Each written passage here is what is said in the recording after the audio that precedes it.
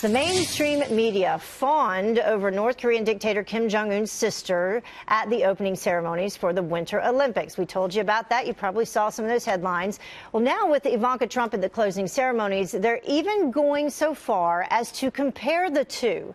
Newsweek writing this: Ivanka Trump ready for PR battle with Kim Jong Un's sister at Winter Olympics closing ceremony. So why can't the media get it right on one of the most pressing issues of our time? Here now to weigh in is international relations expert Dr. Rebecca Grant. Thank you so much for joining us this morning. Appreciate it. Good morning, Heather. So one of the most pressing issues of our time, and we're talking about Kim Jong Un's sister and comparing her to Ivanka Trump. What is your take on that? Ridiculous. First of all, good job, Ivanka. Kim Jong Un's sister is a rookie in comparison to Ivanka Trump. Ivanka has spent the year meeting with the likes of Angela Merkel, and Ivanka was working on that trip. She met with President Moon, and she's been like the anchor leg of our Olympic diplomacy relay team. So no comparison. Good job, Ivanka. And specifically important that she met with President Moon of South Korea, because he could be heading to the north. Yes. So Ivanka met with President Moon, the perfect touch, underlined with the tough new sanctions on North Korea announced by President Trump.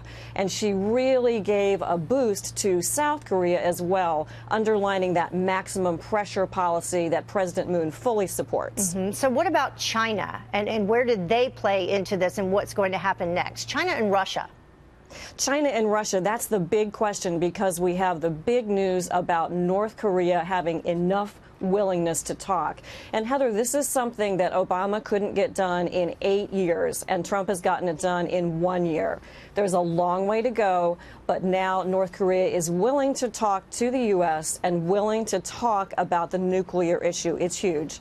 North Korea's delegation also met with China on the sidelines at the Olympics. It's a profound moment for the Olympics that this took place there. So now we need to see what role China and Russia might play in talks going forward. Yeah, and I ask you that to kind of bring it full circle and go back to what the mainstream media is talking about and their comparison instead between Ivanka Trump and Kim Jong Un's sister. It really is ridiculous. It is, and it's time for the mainstream media to catch up and see that there's been a huge diplomatic breakthrough here. It's time to get the carrots out. Let's see what North Korea is going to want to participate in talks. Let's see how far they'll go. So I'm looking for the tentative visit by President Moon up north. We're looking, hopefully, to see no more missile or nuclear tests out of North Korea.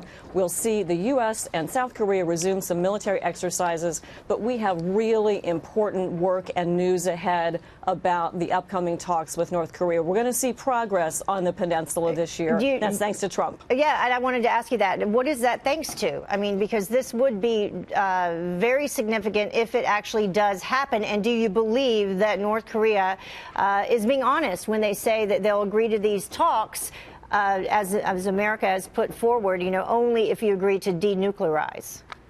Yes, the maximum pressure policy works. So North Korea sent that delegation of 8 heavy hitters, and I can tell you this, that delegation understands. They got the memo about military pressure, and they are ready to talk.